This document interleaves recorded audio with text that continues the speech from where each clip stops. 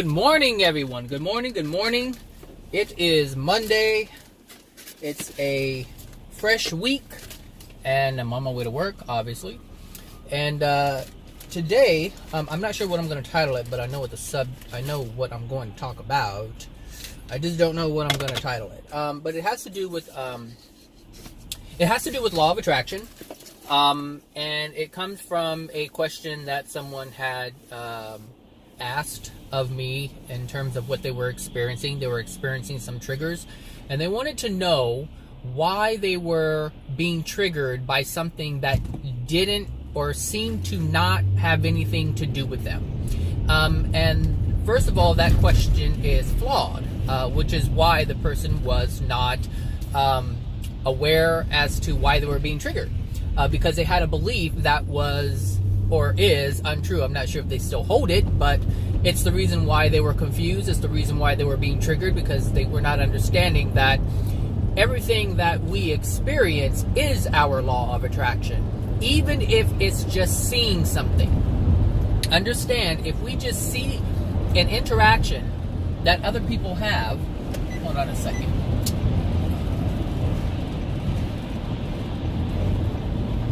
If we see an interaction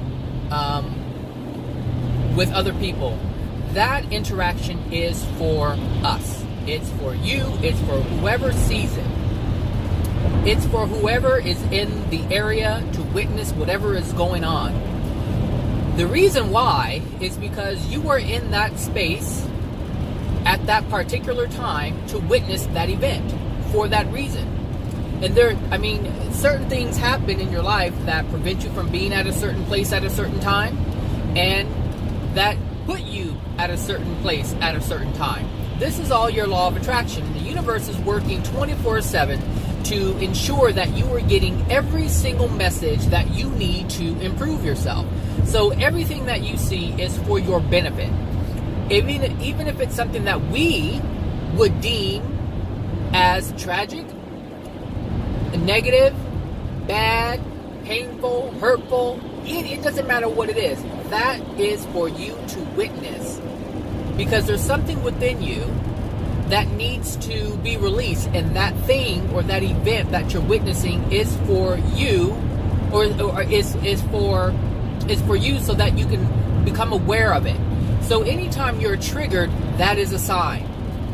Anytime you feel sad, anytime you feel defeated, you feel unhappy, fearful, it doesn't matter what it is. If there's something that has a negative impact on you because you witnessed something or because you're experiencing something, that is for you. That lesson is for you. That event is for you. Those people who are there are for you.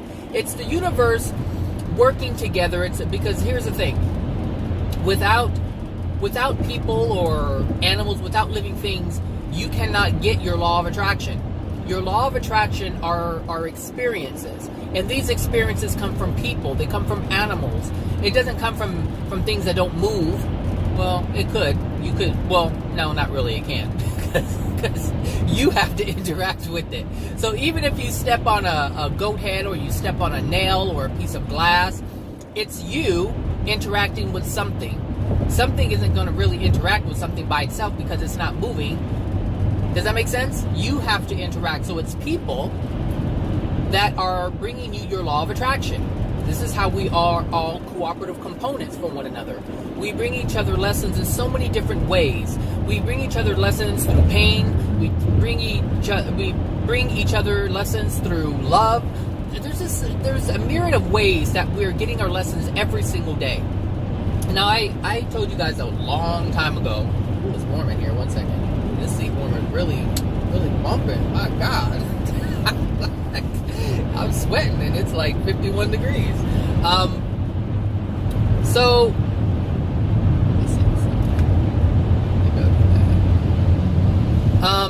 what was I going to say? Oh, man. I did it again. I forgot. The universe. There was something specific I was going to say. I know what I was saying. I don't know what the last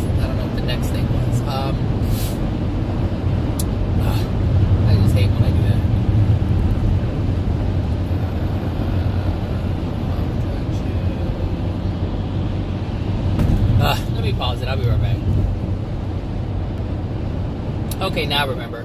So I was going to say, I told you guys a long time ago that I had made a decision, and I asked the universe, I asked God, I said, look, I am willing to look at the things that are presented to me, but I want them I would like to have them in a way that is not as painful. So, meaning I will learn through the experiences of others so that I don't have to feel the pain, because I don't want to feel the pain. And the pain, understand that the pain is there for us to see what is going on within our soul. And this is why I see a lot of things, but I don't interact with people a lot. But I every time someone has a question, every time someone has a problem, some kind of issue, I'm looking at it and I'm like, okay, I know this is being presented to me so that I can see something in myself. And I see a lot of things in myself from other people that present their issues or their problems. And I'm like, okay, I can see that in myself. And I try to work on it, whether it's a belief or something that I have to release. I do use other people for my own gain. Not meaning I use them, but I use their experiences. I learn from them. Is that not the best? I mean, come on. You look at someone who has an experience. For instance, someone may have involved themselves in some kind of Ponzi scheme, right? All right, fine. So you don't get caught up in it. You look at their experience. You say, oh, wow, I can see how they did that. I see what they did. I'm not going to fall for that. I'm not going to end up like that. I'm going to learn my lesson now so that I don't have to learn it later through my own experience. I'm going to use their experience to improve myself, to protect myself, to love myself. This is how I use other people's experiences. So anytime when I watch these, I told you guys I watch reality shows. The reason why I watch reality shows is because I'm looking at what they're doing. I'm looking at their reaction. I'm looking at their actions, and I'm searching for things that can help improve me and what I can do to help improve myself. Am I doing things that these people do that are so subtle that I don't detect it? And this is why it's so important to pay attention to others. Clueless people are the ones who end up with the most pain because they're clueless. They have no idea what they're doing. They're not even paying attention to what other people are doing. And they may be paying attention to it and just following it without even thinking about it. I mean, you can tell a clueless person because they're the ones that suffer the most. They suffer the most. The people who are in the worst physical condition, clueless, because they can't see a thing. They can't sense it, they can't see it, they can't smell it, they can't do any of it. And this is why they end up where they are, because they're not paying attention, they're not conscious, they're not aware of what's going on. So anytime you see anything happen with someone else and it's triggering you, pay attention. Ask yourself, why am I being triggered? I mean, really, if it truly has nothing to do with you, why are you emotionally triggered? That's the question. And the answer is, it has to do something with me. If I'm being affected by it, it has to do something with it has to do with something that's within me. What is that? We have to ask ourselves. We have to ask. We have to be aware. We have to want to. If you don't want to, this isn't going to work. And this is one of the issues that this particular person struggles with, is they've had a very abusive childhood. And so they feel a lot of things have been done to them, and they have. But we have to ask ourselves, what is within us that's causing us pain today? Because those people aren't there causing pain now. So why are you experiencing the same kind of fearful reactions or feelings within your soul if those people who did you wrong are not present to do you wrong today? And nobody's doing anything to you in the moment. That means there's something within you that needs to be addressed. And the law of attraction, the fact that you're witnessing someone else be a certain way, is your message. And here's the thing. The universe, God's laws, whatever you want to call them, they operate in a certain way. They start off in a mild way. Very, very mild. Very, very subtle. Very subtle, because pain is the thing that is used to get your attention. And so it's just like if you have a bad knee. You know, you feel a little pain. It's very minor. You don't think anything of it. You know, you're like, okay, it kind of bothered me a little bit. Oh, it went away. And you go on and you do whatever it is that you're doing. You go on about your life. And then you notice it gets a little worse, and a little worse, and a little worse, and a little worse. And before you know it, it's unbearable. And now you're popping pain pills. You done went beyond Tylenol and ibuprofen, and now you're getting, pharmaceutical grade painkillers because of this knee. And now you find out that it's so messed up. Now you have to have surgery on it. But you got the message long ago. Your messages were being sent to you right in the beginning, before it even got to this point. And this is what the law of attraction does, whether it's something physical or it's something that is just an emotional experience. This is how the universe works. This is how the law of attraction works. It starts off subtle. It starts off in a mild way, and it intensifies as you continue to ignore the message. The message is there for you to improve yourself, to better yourself, to get a hold of whatever it is.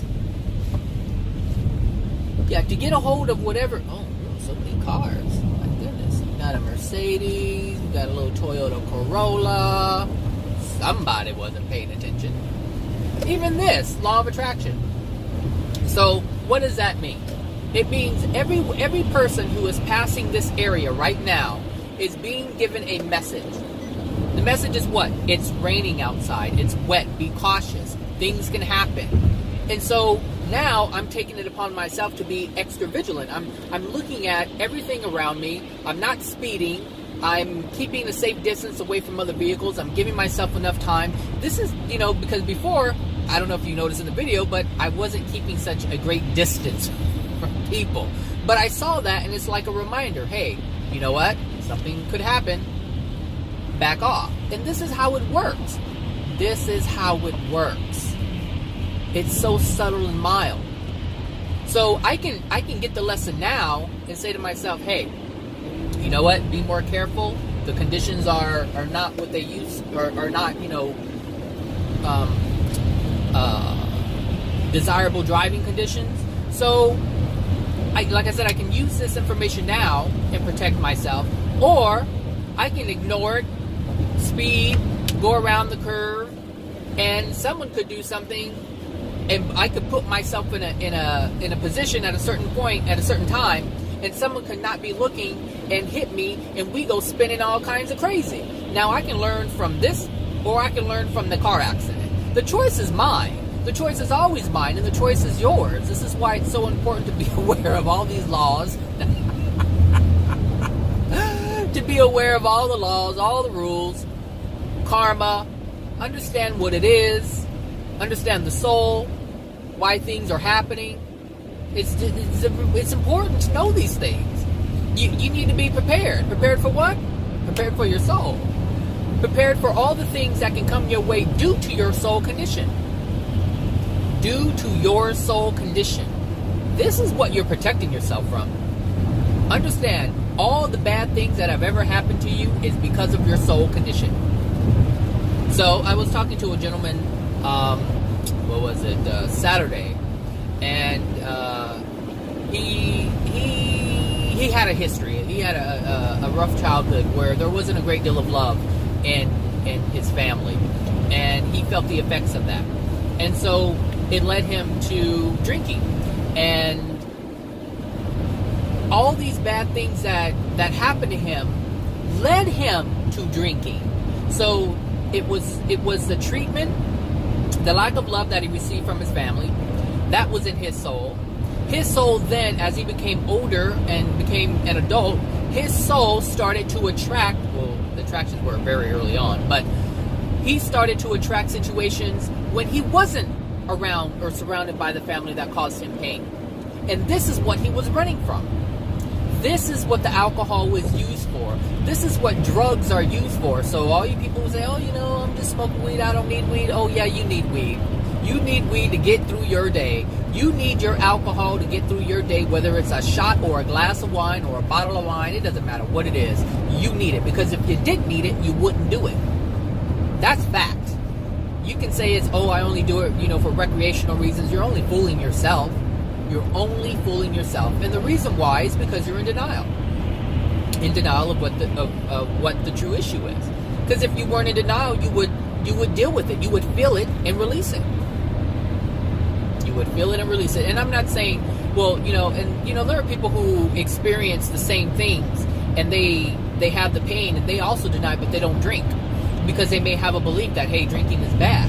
Like, I know drinking is not good for the body, period. Like, if anything destroys any part of your body, it's not good. Alcohol is proven to destroy brain cells. Excessive alcohol, he's really speeding, crazy fool. He is just foolish.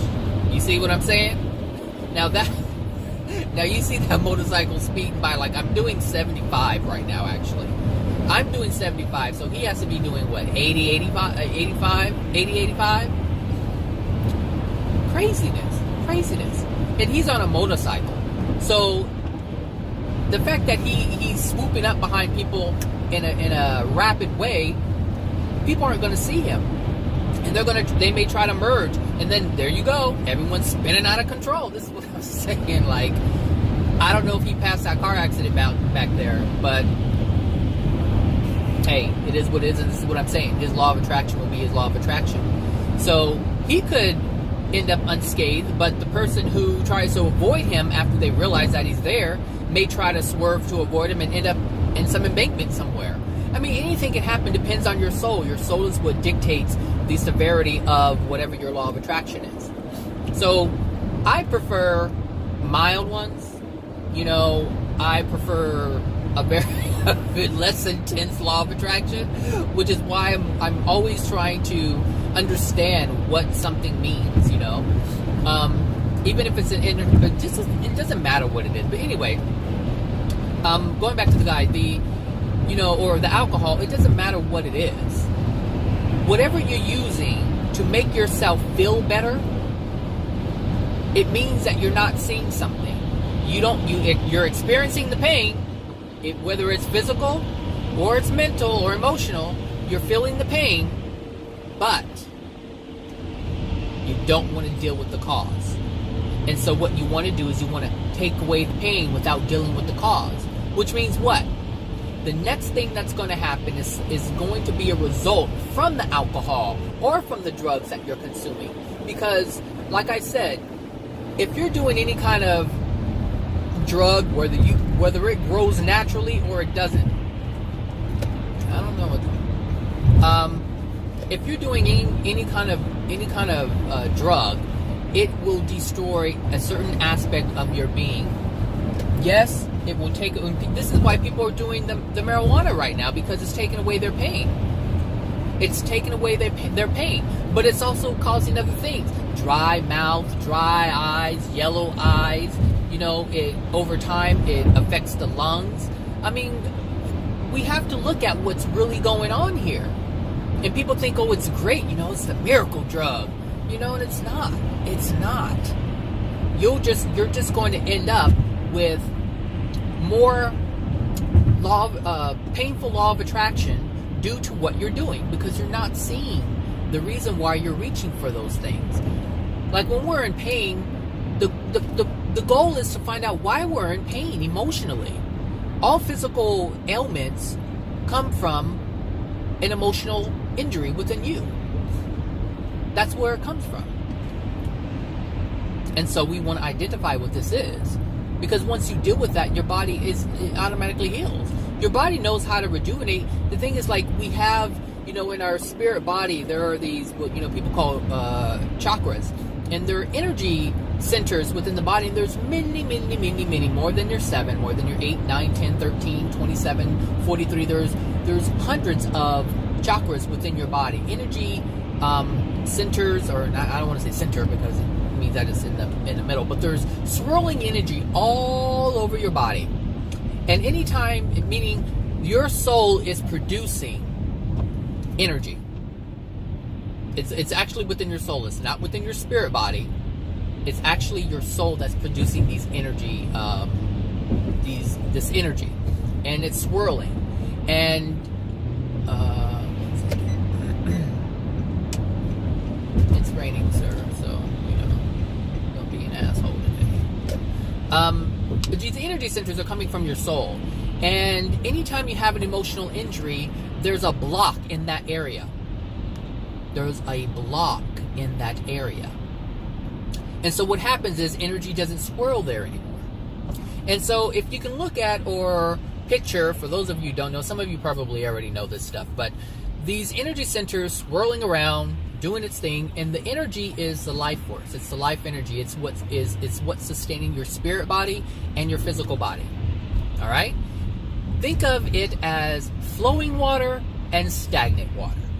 Water that flows. Come on now, people.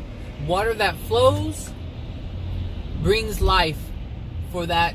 If you look at a fish does well when there's flowing water because there's a lot of things moving. There's a life force, which for them is oxygen. For us is oxygen as well. You see that flowing water is beneficial. But when you have stagnation, there's a lack of life force there. There's a lack of oxygen in the water. We need oxygen. Oxygen, H2O. Oxygen is in the water. Hydrogen, oxygen. And I'm going to be talking more about that later. But anyway, so, this is a life force. So when you don't have that, there all kinds of fungus and bacteria start. Now it's life force for them. They feed off of that stuff. But for us, we need constant movement, constant energy flow. So anytime we have an emotional injury, there's a block in that area, and it stops the flow of energy to that area. And this is where our disease comes from. This is why we have cancers developing in certain areas. This is why we have disease in certain areas. It's why we get certain... Some people, like, for instance, you can have herpes. Well, you can have herpes anywhere. You can have herpes on your lips. You can have it on your mouth, or you can have it in your growing area. You can have it anywhere. You can have it anywhere. What determines where it is the lack of flow of energy, the lack of flow of the life force. This is what this means. Dementia? Oh, come on. That's easy. What are you not wanting to see in your life? This is what this means. This is what this means. There's a lot of things that people don't want to see, and they just start not being present anymore because it's too overwhelming. And this is a good indication that you don't have a clue as to what people are really experiencing, or what they have experiencing, or what they're dealing with. Someone who has dementia, someone who has, what is that other one? I think they call it Alzheimer's. Same families. I mean, really the same symptoms. You can't remember anything, you get lost, and because you're not present. And the reason why you're not present is because you've had a lot of emotional things happen, and it's overwhelming. And the thing is, your mind is not designed to handle all of these things. The mind is not designed for that. The mind is not designed to handle the emotions, to suppress the emotions, and that's what you're using. You're using the mind to focus on other things other than the pain. The mind is not designed for that. The soul is designed for that. The soul is the one that is designed to handle certain things. I don't know why everybody's laying. Yes, I do. Just not paying attention. Just not paying attention. So, this is what this means. There's issues in the brain. And it's, and the brain is a part where, for our physical body, it's where our memories are. It's where a lot of the experiences, we recall them using our brain. But the thing is, it's really not in your brain, it's in your spirit, body's mind. the mind is really what's remembering. And maybe I should make a different video. I don't know. I guess I can say it here and then make a video later. But the memories, the knowledge that you have is really in the mind of your spirit body. All right, it's in the mind of your spirit body. It's not in your physical brain. And the thing is, as I was saying before, because of the emotional injuries that cause the lack of flow of energy within that area, the physical body starts to become affected in a negative way, because there's no life force swirling around to keep it alive, to keep it fresh, to keep it new, to keep it renewed, to keep it healthy. There's a lack of energy flow, and so it starts to degrade. But understand, we are in a physical body having a physical experience. And so if you look at it like your robot that you're using to interact with the physical world, if you don't take care of, if your robot is falling apart, then it cannot function the way it was intended to function. And so you, the user, are trying to operate this robot, but maybe the arm isn't working right. And so you can't control the arm, you can't use the arm, you can't have the experience with the arm. And it's the same thing with the mind. If the mind if the brain is not healthy and there's something wrong with it, then the extent of your experience is going to be limited by the brain's capacity to operate. So this is what I'm saying. It's, this is why when you die, you're not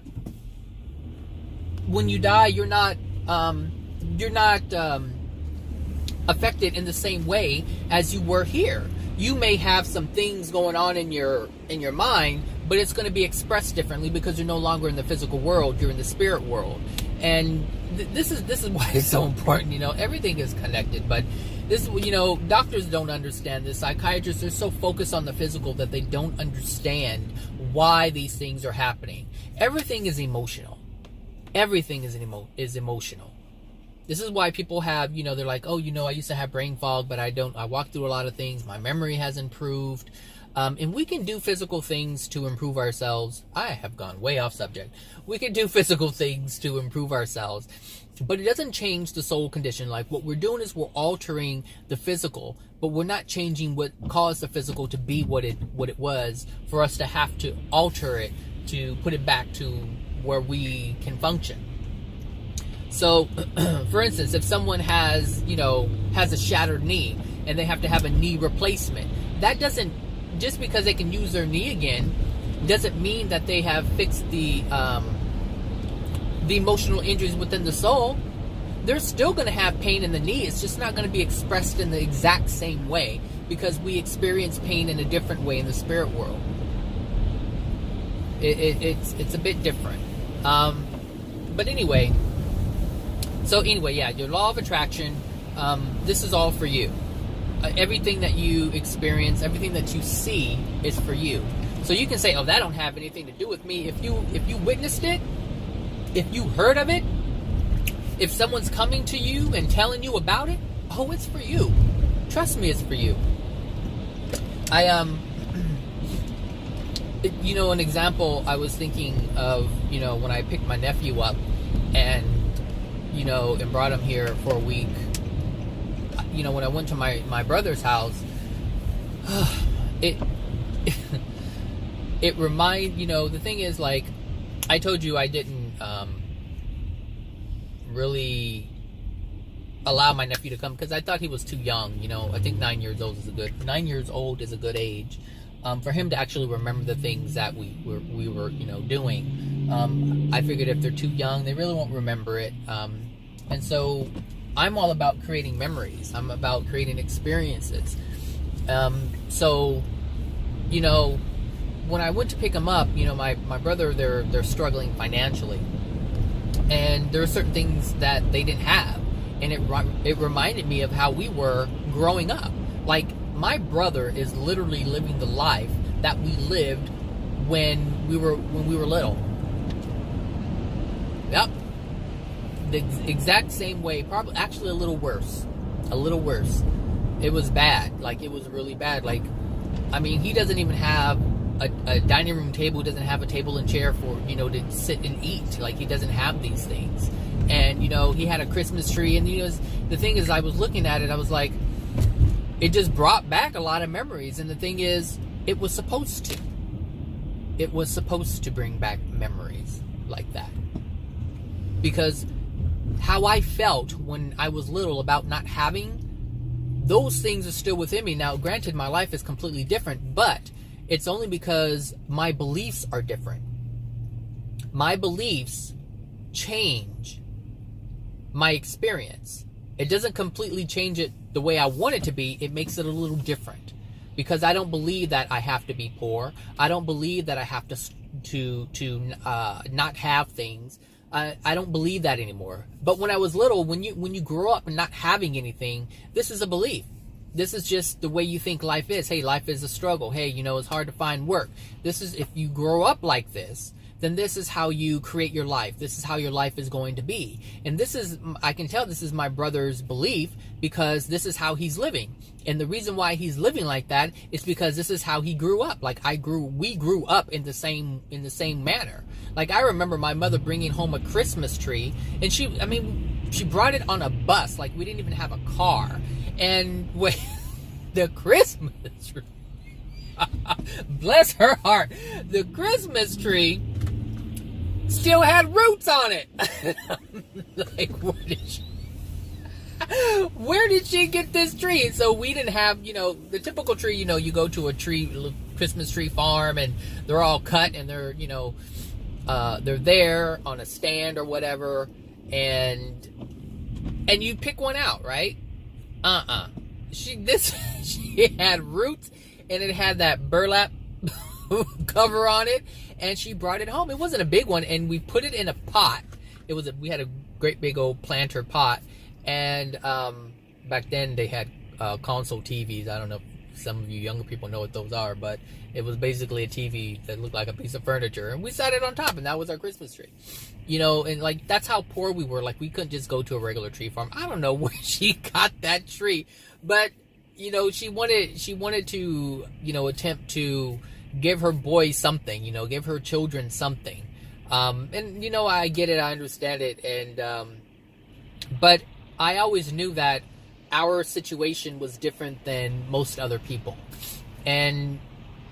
But I got out of that. Like, I knew the discomfort of not being able to have what everybody else had. And I'm not saying that, we have to have what everyone else has. What I'm saying is how I felt. It's always about how we feel, not about what's right or what anybody else thinks is right or what anybody else has. It's about how we feel. Even love. Sometimes we may be getting a certain level of love, or we may be getting love, but we feel that it isn't love. So, for instance, if a child feels that getting presents is being loved, and they didn't receive a lot of presents, then they may believe and feel that they weren't loved. They may feel that their parents don't care. They may feel that, they weren't worthy. And that may not be the case. The case may be that the parents just can't afford that type of thing. But, what they could do, they did. It may have been small and insignificant in comparison to what others had, but it's all about how the child felt. Now, looking back, I understood that my mother had a great deal of love for us, but it was limited. In certain ways, it was limited. But I understand that she tried, and she often got frustrated when she couldn't, and when she got frustrated, we felt the brunt of it. Now, I understand now that's how it happened, but as a child, you don't have this clarity. You don't have this understanding. And this is what's important. Now, people, like for instance, I'm saying all this now, like I can look in hindsight and say, hey, you know what? I know it wasn't as bad as I thought it was. But the fact still remains that I experienced it the way I experienced it. If I felt like I wasn't loved, then that's the feeling that I allowed to be in my soul, based on my experience, based on my interpretation. This is what's within my soul. What actually happened, that I didn't have that clarity back then. So therefore, I can't use that information or I should say, I can't use the clarity I have now and apply it to how I felt or experienced life back then. You can't do that. Most people believe, oh, I understand it now. Yeah, you may understand it now, but you didn't understand it then. And the emotional injury that was caused due to your lack of understanding is what dwells within your soul, and that's what needs to be released. This is how it works. This is why when you see something, when you see someone else have an experience and it's triggering you, it's it is 100% all the time connected to something that happened to you in the past.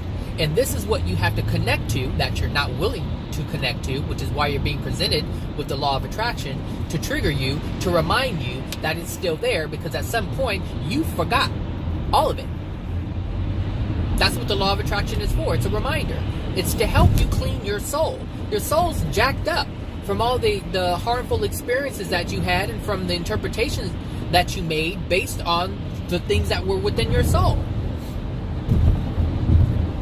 There are certain children who have nothing, but they don't feel that they're less than. They don't feel that they're less than, and they're made known. They're made aware of this. Some parents are like, "Hey, look, I love you. I love you a great deal. I'm just struggling right now. I know we can't afford, or I can't afford for you to have things, but that doesn't mean that you're not worthy of it. That doesn't mean." See, some parents do this. Some parents actually do this with their child, to help them understand that it's not you. They do it to let them know that it's not them. They're not the reason. It's not because they're bad. It's not because they're unworthy. It's not because of whatever. It's not because I don't love you. I'm struggling as a parent. And I'm not struggling because of you. I'm struggling because of choices I made. And I want you to make better choices. Like, some parents actually do this.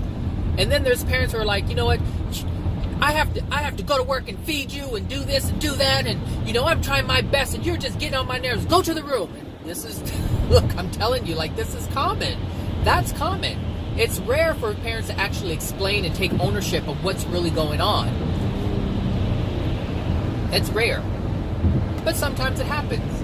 And when it happens, it's a beautiful thing. And then the child doesn't grow up living life. Now, I have a different take on life. Clearly I do, because I came from the same family as my brothers and sisters, and every last one of them is struggling. Every last one of them is struggling. And I'm not. Why? Because I see things differently. I can't explain why I do. I just do, and I'm just grateful that I do. I'm grateful that I can see the things that I see and put together the pieces and understand. I am grateful for that. But I also have to pat myself on the back because I'm doing it. I'm choosing this. I'm using my free will to make this choice. I'm making a free will choice to understand, to be aware, to be accountable for the things, to improve myself, to not post blame where it doesn't belong. The blame is something that I think people need to get rid of. There's no reason to blame anybody for anything, because the person that you're blaming, if they've done you wrong, they have been wronged themselves. They have been wronged themselves. They have been mistreated, torn down, beaten, broken, and in turn, they do that to other people. And so you may want to blame them, but are you looking, those people need compassion as well. But you can't give them compassion if you don't have understanding. This is why it's so important to have understanding. When I see someone who acts a fool, I'm like, I understand where they're at. Like, I know you are so broken that you cannot even see what you're doing. And this is why I look at it for what it is, but I do walk away, but I don't walk away turning my mind to what's happening. I don't turn myself away from what's going on. I'm not trying to run away or walk away from it. I'm looking at it, I'm absorbing it, but I won't stay long enough to be abused. You have to love yourself enough to not be abused, but at the same time, take away what needs to be taken away from the situation. This is the issue that, the person that had messaged me is having. Like, this person literally said, you know what, the people that I'm living with, one of the people are acting, crazy, and they're making me feel uncomfortable, and it's just triggering me because he was getting angry. And he said it's to the point where when the weather gets better, I think I'm going to go live in my car. Now, we have to understand we do this all the time. Now, it may not be as extreme as that, but the reason why that's not extreme to that person is that because that person has lived in the car already. That person has lived in the car in the spring, in the cold, in the summer. It doesn't matter what it is. The person has put themselves in a position to have to live in the car. And so in that person's mind, they're like, oh, I can do that again because that is better than feeling the way that I'm feeling. And this means that this person is running away from the emotional pain. They're not looking at it. Now, someone who has never slept in the car would be like, I'm not going to sleep in the car.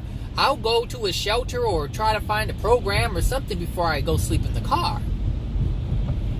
But that person has already been there. And so they're not thinking anything of it. This is why it's so important to just gather whatever information is being presented to you in the moment. Allow yourself to release it, because once you release it, it's all gone. Like your law of attraction changes. Whatever is within your soul, so whatever is being triggered with that person, with whatever is being done that's causing them to get angry, because understand that anger only means that you are denying a painful event from your past. That's what anger is. You're denying, you're trying to run away from an experience that happened to you in the past. And you're getting angry because that triggering, you're getting angry because that emotion is coming back up and you don't want it to come up. And this is why you're getting angry. This is why you're getting angry.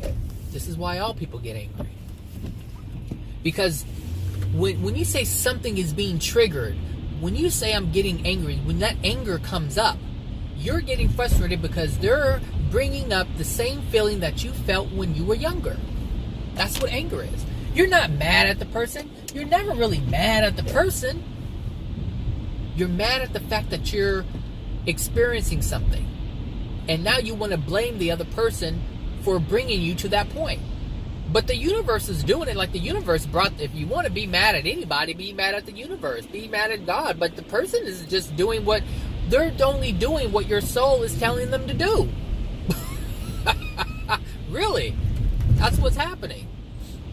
That is exactly what's happening. This stuff is, it's not rocket science, and it can be fairly easy if you want to understand it. But you have to want to be fully accountable of everything that is going on in your life. You have to want this. This has to be a true desire. It really does. If it's not a true desire, it's going to feel like it's just going to feel painful because you're resisting it. You're either going to feel the resistance, you're either going to feel the anger and the pain from that, or you're going to actually experience the original pain, which is going to cause you to cry because you didn't do it in the beginning. You have to release that pain from when you were a child. And, you look at yourself as an adult and you say, I'm an adult, we're not meant to cry. But, a child's natural response to pain is to cry. Whether it's physical or emotional, it's to cry. You already knew when you were a child what to do. You were just taught not to do it. The unloving ways of your parents forced you to shut yourself down. That's only because your parents didn't know. They had a great deal of, or a lack of love in their soul, that's the only thing they knew how to do, was to hurt, to harm, to prevent. That's what we do. Anytime we prevent someone from doing something, it's because there's pain in our soul. That's how this works. They may be conscious of it, they may be unconscious of it. I say they're unconscious of it. Because I say if you're conscious, if you're fully aware of what you're doing, you wouldn't be doing it. You would have an understanding. Like, I'm fully conscious of it. I'm fully conscious of it. Like, if I'm doing something and it's because of,